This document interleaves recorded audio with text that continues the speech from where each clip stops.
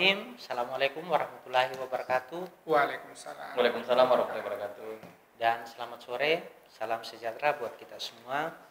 Satu kebahagiaan pada sore hari ini, pada kesempatan ini karena saya berada di tengah kedua orang yang menurut saya adalah orang yang cukup luar biasa. Yang sebelah kanan saya adalah Bapak Bahtiar Madatuang selaku Ketua STIAMKO Makassar yang saat ini memimpin perguruan tinggi untuk klaster sekolah tinggi yang cukup ternama pada kawasan wilayah timur Indonesia. Di sebelah kiri saya ada Bapak Profesor Ismail Suardi Uke. Beliau ini adalah mendapat penghargaan sebagai adjunct profesor pada dua negara yakni Thailand dan Malaysia. Ya, selamat sore Prof. Dan beliau ini saya perkenalkan sebagai staf pengajar pada Yayan Sorong. Ya. Sebelum saya lanjut mungkin barangkali saya menyampaikan bahwa pada sore hari ini kita akan lebih mengarah ke bagaimana perguruan tinggi ini menghadapi situasi pandemi COVID-19. Ya, mungkin itu yang akan menjadi fokus talk show kita pada sore hari ini. Nah, menurut Pak Ketua, kira-kira apa sebenarnya yang menjadi perguruan tinggi di tengah masa pandemi COVID-19 ini? Ya. Jadi memang wabah ini kan atau pandemi ini memang tidak sesuatu yang datang tiba-tiba yang membuat dunia kaget. Khususnya kita di Indonesia, di AMKOP ini kan kita kaget karena secara tidak langsung proses pembelajaran itu akan berubah karena kan selama ini tradisi kita di kampus itu pembelajaran kan tatap muka di kelas. Nah, dengan adanya pandemi ini kita harus merubah model menjadi pembelajaran daring. Memang di AMKOP memang proses pembelajaran kita memang sudah membangun sistem daring dalam bentuk e-learning, hanya memang implementasinya di kampus kita ini hampir 90% itu dengan model pembelajaran tatap muka. Nah, makanya dengan adanya pandemi COVID yang mewabah Indonesia ini, kita merubah menjadi pembelajaran daring. Dan ini pun sesuai dengan instruksinya Pak Menteri Pendidikan dan Kebudayaan Pak Nadiem bahwa mahasiswa itu dilarang untuk ke kampus atau stay at home. Proses pembelajaran itu 100% harus dilakukan secara daring. Dan alhamdulillah kita sudah melakukan itu. Bahkan di sekarang ujian proposal baik itu program sarjana maupun magister semua sudah melakukan pembelajaran atau sistem ujian dengan menggunakan model online kan. Jadi kita sudah implementasikan di kampus ini di tengah wabah pandemi seperti ini. Dan harapan kami dari AMKOP khususnya kita ini yang di private university di perguruan tinggi swasta bahwa kita memang membutuhkan semacam tadi dibahasakan oleh sempat diskusi kecil tadi dengan Pak Prof Ismail, kita membutuhkan semacam stimulus yang diberikan kepada perguruan tinggi swasta untuk mendukung proses pembelajaran ini agar di tengah pandemi ini proses pembelajaran ini tetap berjalan sebagaimana mestinya, apalagi kan pendidikan ini sangat penting kan, ini sebenarnya harus didorong, jadi bukan hanya aspek-aspek lain. Jadi saya melihat pemerintah sekarang lebih cenderung memperhatikan itu, kayak pemenuhan kebutuhan pokok kepada masyarakat yang terkena dampak COVID, pemberian beasiswa dan lain sebagainya. Dan memang yang terpenting itu bagaimana sebenarnya harus ada stimulus dari pemerintah dengan duit yang begitu besar, ini kan kurang lebih 400 triliun yang disiapkan untuk mengantisipasi atau penanganan wabah ini, membangun itu semacam infrastruktur, semacam room conference yang dipakai oleh perguruan tinggi, khususnya yang di perguruan tinggi swasta untuk mendukung proses pembelajaran agar proses pandemi ini tidak mempengaruhi aktivitas proses pembelajaran di kampus-kampus di Indonesia, khususnya di perguruan tinggi swasta yang sekarang sementara berlangsung. Iya, baik Pak Ketua. Mungkin saya serahkan ke Pak Prof. Silakan. Ya, terima kasih Pak Karim. Kalau saya melihat bahwa perguruan tinggi kita tadi bisa berjalan dengan sangat bagus seperti dikemukakan oleh Pak Ketua, Ketua ASTE Amkop, tetapi pada sisi yang lain ternyata bahwa perguruan tinggi kita ini melampaui tugasnya. Dia justru menjadi instrumen sosial bagi penanganan bencana atau wabah sekarang ini. Kita lihat perguruan tinggi dalam konteks Amkop Makassar ini kemudian turun memberikan tali asih kepada masyarakat di sekitar warga kampus, lalu kemudian di tengah-tengah badai corona tetap melaksanakan donor darah. Berarti bahwa perguruan tinggi kita tidak lagi hanya sekedar menjadi tempat pendidikan dan pembelajaran, penelitian dan pengabdian masyarakat, tetapi justru menjadi garda terdepan bagi penanganan bencana. Itu yang saya bisa lihat dari kondisi perguruan tinggi kita saat ini.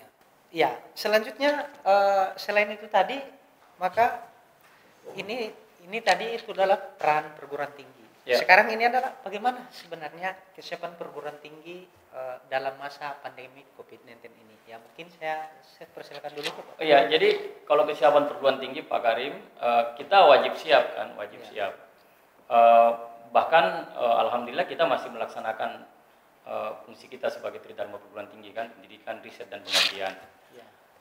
Tadi seperti yang disampaikan oleh Pak Ismail, Prof Ismail, ya kebetulan karena ini wabah sehingga kita keluar dulu dari fungsi utama kita. Jadi kita pakai pendekatan kemanusiaan, berbagi sembako, donor darah dan sebagainya untuk bisa membantu masyarakat kita, khususnya mahasiswa kita kasihan yang seharusnya mereka pulang kampung untuk tetap tinggal di Makassar kalau tidak ada penting, supaya nanti mereka tidak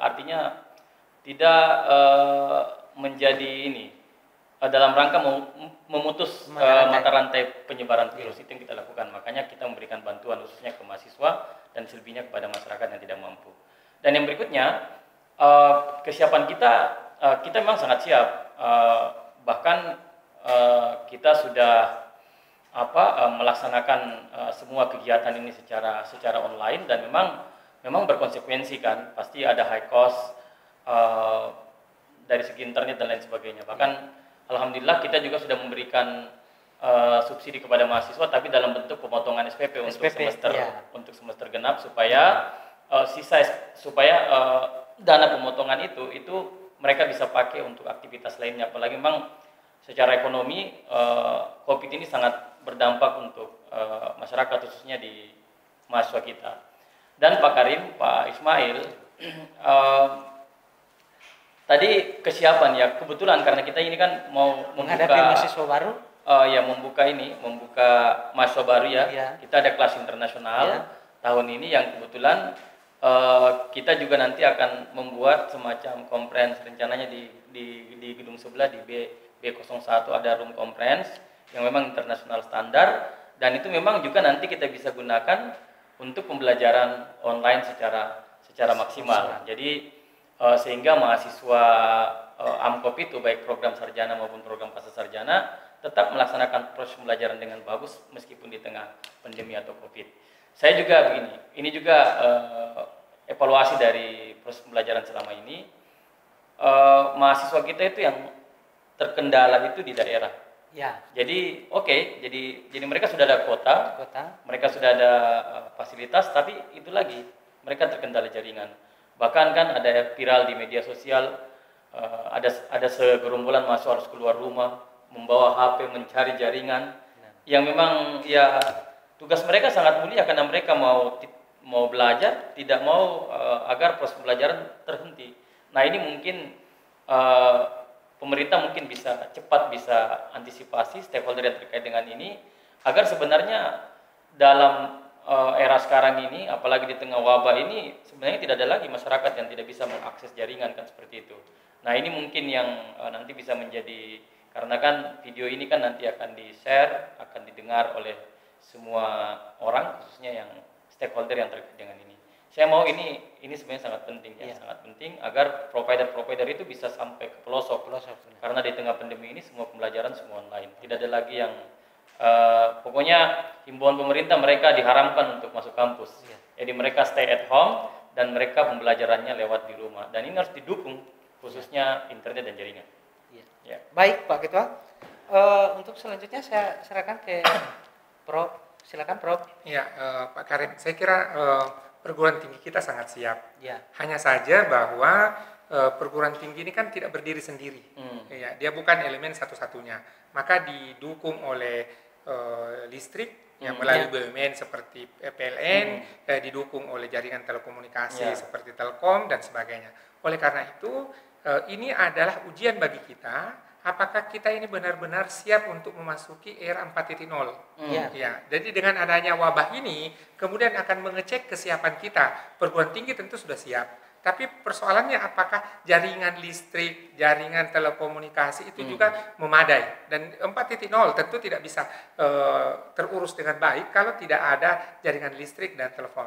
Yang terakhir adalah tadi, perguruan tinggi selama ini sudah melatih dosen-dosennya untuk pembelajaran daring. Sudah meminta mahasiswa untuk mulai mengakses e-learning dan sebagainya. Tetapi karena tidak ada keadaan yang memaksa, akhirnya seperti disampaikan Pak Ketua tadi, 90% itu kemudian baru tatap muka. Nah, sekarang hari ini sudah 100% daring, dan setelah badai ini berlalu, kesempatan bagi kita untuk kemudian mengevaluasi, oh ternyata kita kurang di faktor ini, kita kurang di faktor itu, dan seterusnya. Sehingga kemudian dengan berakhirnya badai ini, dengan berakhirnya corona ini, saya kira kita semua akan melewati badai ini dan juga semakin siap memasuki era industri 4.0. Itu dari saya.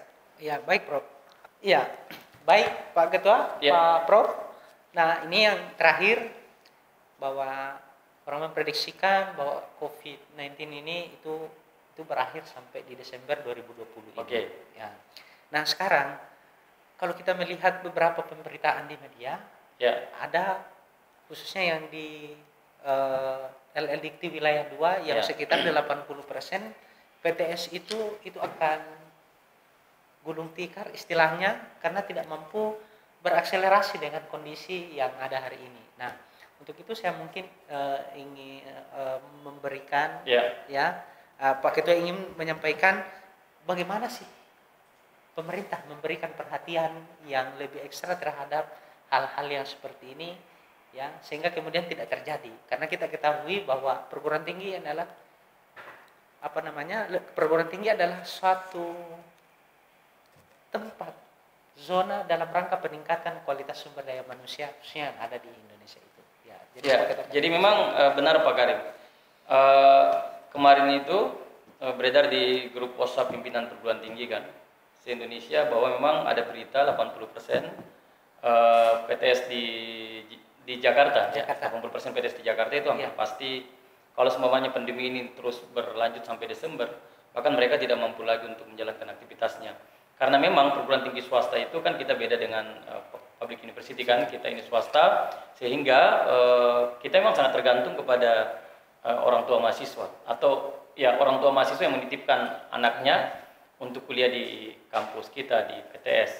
Dan disinilah sebenarnya juga harus ada peran-peran pemerintah kan, khususnya dalam rangka memberikan semacam stimulus yang mendukung proses pembelajaran. Sebenarnya itu yang sangat penting karena memang biayanya begitu besar. Belum lagi kita bicara kalau tiap bulan kan setiap kampus kan pasti mengeluarkan rutin kan. Apalagi di tengah pandemi ini pasti ada banyak keluar kan, ada penambahan internet, jaringan dan lain sebagainya. Nah, ini mungkin jadi pemerintah sebenarnya harus masuk di situ. Jadi melihat bagaimana fenomena ini, yang mana problem, mereka masuk supaya beban perguruan tinggi swasta itu bisa mengurangi. Karena kalau tidak, pasti 80% yang seperti yang diprediksi itu bisa saja terjadi. Karena kalau seumpamanya PTS itu tidak lagi bisa eksis kan, yang akan problem kan anak-anak bangsa kita yang sekarang lagi menempuh pendidikan di perguruan tinggi swasta. Dan saya harap ini juga perhatian besar pemerintah. Dan kalau kita di Sulsel khususnya di Amkop, alhamdulillah kita tidak ada masalah. Hanya memang kalau bicara dampak atau bicara pengaruh pasti berdampak di orang tua mahasiswa. Bahkan ini kan kita berikan dia kebijakan mengurangi nominal SPP, itu salah satu dampak.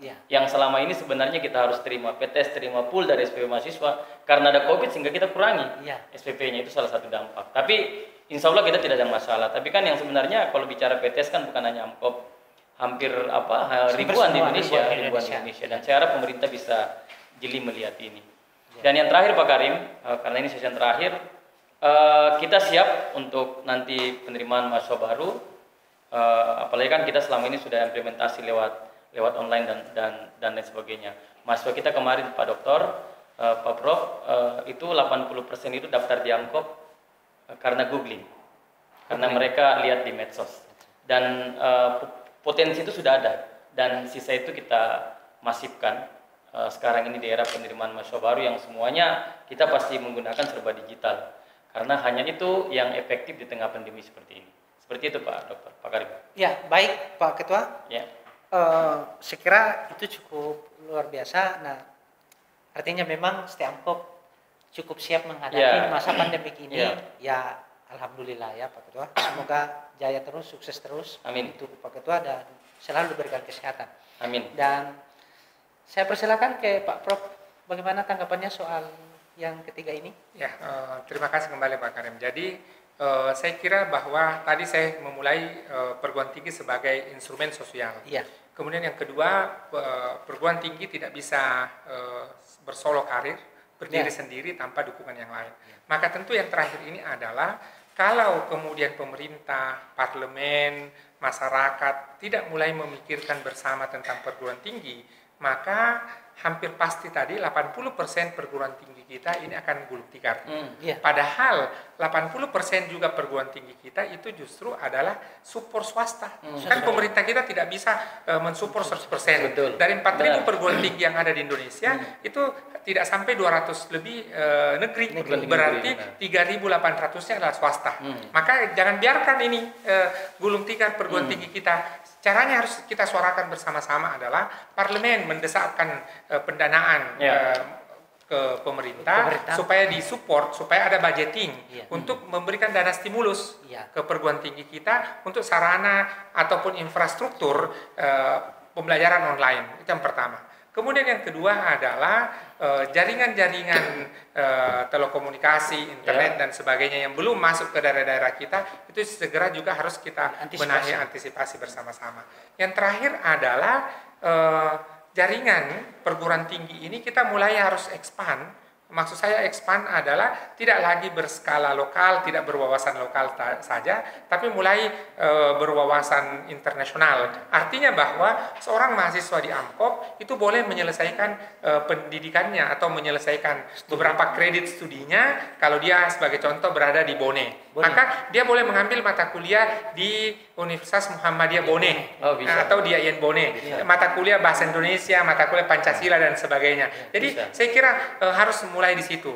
Dan termasuk yang terakhir adalah Amkop seperti ini punya magister manajemen, punya ilmu manajemen, itu saatnya juga mulai dipikirkan atau didiskusikan di tingkat pimpinan dan senat bagaimana supaya ada konsentrasi tata kelola bencana, disaster management, sehingga kemudian pelan-pelan kita selalu siap untuk menghadapi bencana apapun. Itu tanggapan dari saya. Ya, terima kasih Pak Prof, terima kasih Pak Ketua. Satu kata dari kami bahwa ada banyak hal yang mesti harus dilakukan untuk saat ini, dan yang lebih terpenting adalah pemerintah harus lebih memperhatikan pada sektor pendidikan, khususnya pada perguruan tinggi, karena ini adalah sebagai jalan untuk peningkatan kualitas sumber daya manusia di seluruh Indonesia. Ya, dengan berakhirnya acara kita ini, maka dengan ini pula kami mengucapkan banyak terima kasih ke Pak Ketua Amkop Makassar, Bapak Profesor Ismail Swardiweke, dan kepada seluruh pemirsa hadirin yang dimanapun berada. Semoga kita diberikan semua kesehatan dan kesempatan untuk bersuah di lain waktu. Billahi taufiq wal hidayah. Wassalamualaikum warahmatullahi wabarakatuh.